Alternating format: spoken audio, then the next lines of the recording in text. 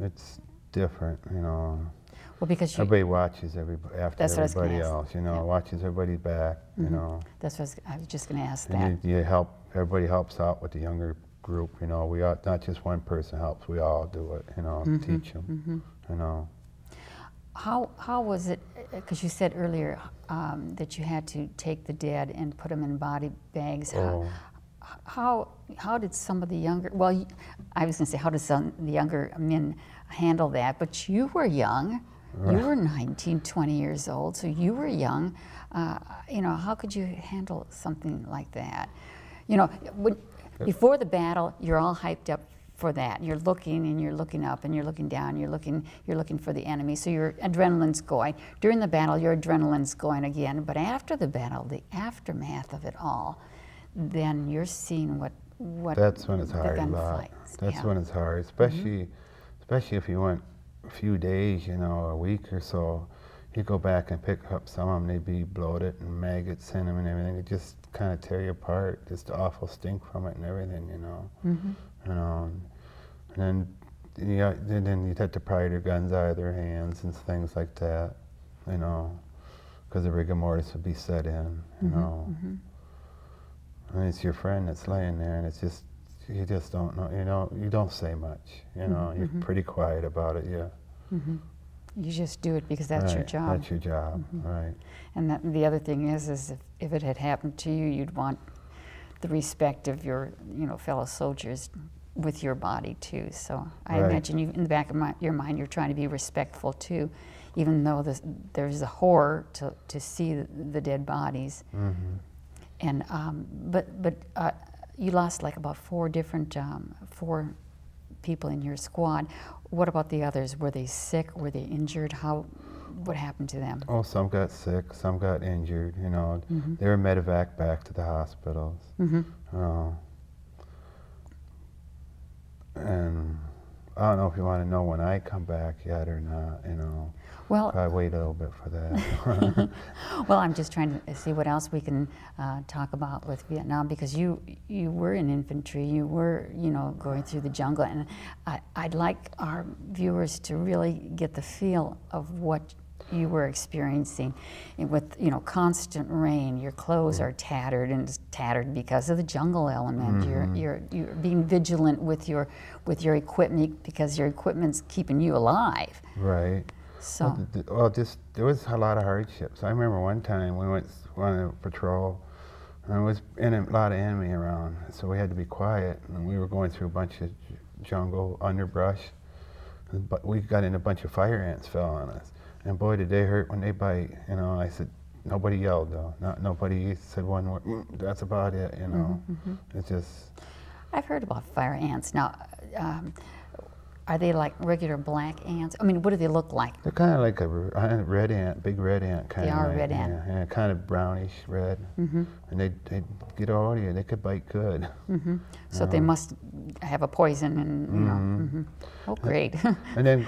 And then also, besides that, you go through these rivers and streams and rice paddies, you get leeches all over your legs and that. You'd have to pick them off, you know. You depending on how high it went. It could be pretty high sometimes, you know. Oh, gee, that brings back memories, because I grew up in northern Minnesota, and so some of the lakes, you'd go in there, and I know I had a brother or two that tell me, don't go in that lake because there are leeches, and that's all they needed to say. And I made sure I didn't go into that lake. You know what they are. Right. Yeah. Oh, that is that is not something I would even. It drives people wild when they get on them. I know that. Especially if you get them on their private parts. And that did happen, you know. Well, that in the fire ants. You know, as I said, it's a different country. We're talking about orangutans and fire ants, and you know, and well, leeches. We have leeches. Well, talk about orangutan again. At one time, I killed that one at first, but later on, we were on patrol. The first time I seen him out during the daylight, we were on patrol, and I thought, what are these people swinging through them trees up there? When we got up there, it was a family of 5 orangutans, you know. It was really just amazing, you know. I thought, wow, this is kind of cool, you know. Something out of the water, you know, that you don't see, you know. But then you have that image, and then you have the other image, right, where you're shooting. There are good times, and lot of bad times, but you got to remember the good times too, you know. Yeah, and you are, thank goodness.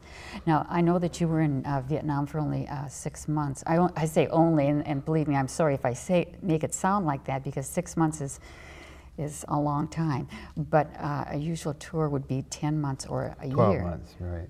And so, what happened? Why was yours cut short?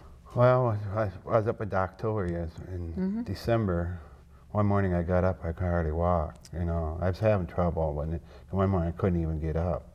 So they medevaced me back to the base camp by Pleiku, and I was in the hospital there about a week, and they thought I had acute arthritis. I thought, oh no, what's this? I'm too young to have this, you know. Were you, how old, 20 at that time? 20 at the time. 20 at the time. So then it dawned on me, you know, I had rheumatic fever when I was 5 years old.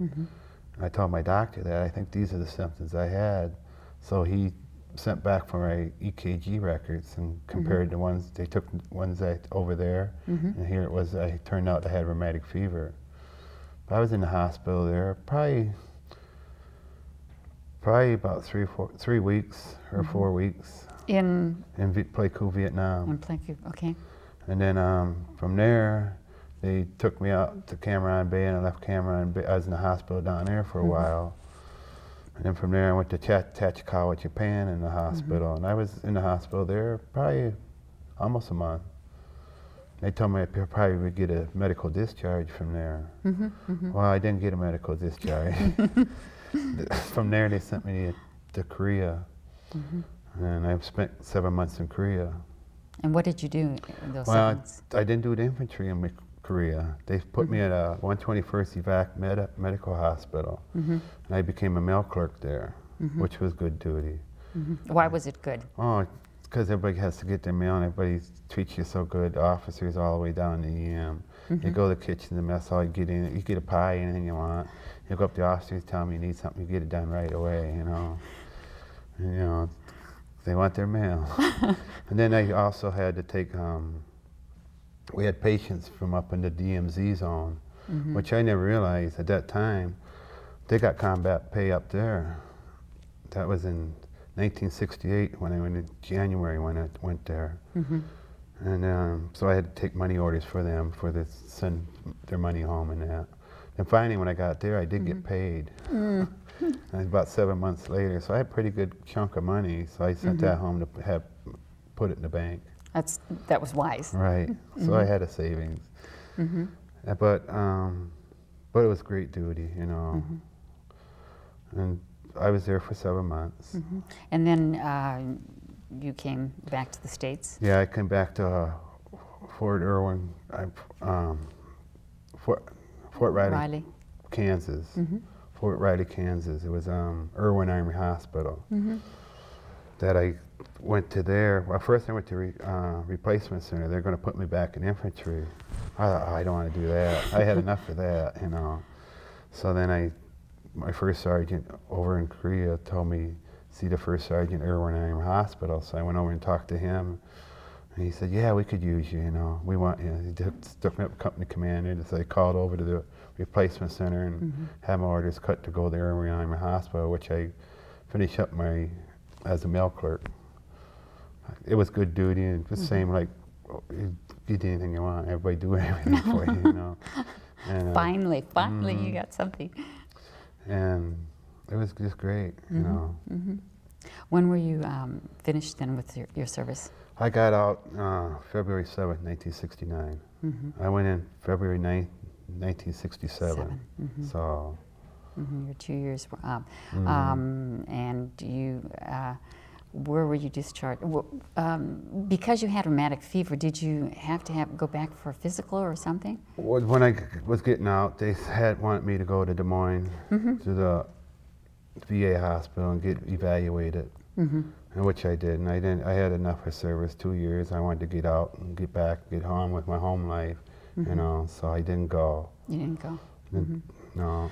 I guess the next question that I will ask you is, you know, you've made this circle. You know, you started off with Dubuque, Iowa, and then, you know, safe, 4 seasons. You go to Vietnam, a jungle area, enemy, it's a combat area. Even in Korea, you were very much aware of the war and what was going on. And then you come to Fort Riley.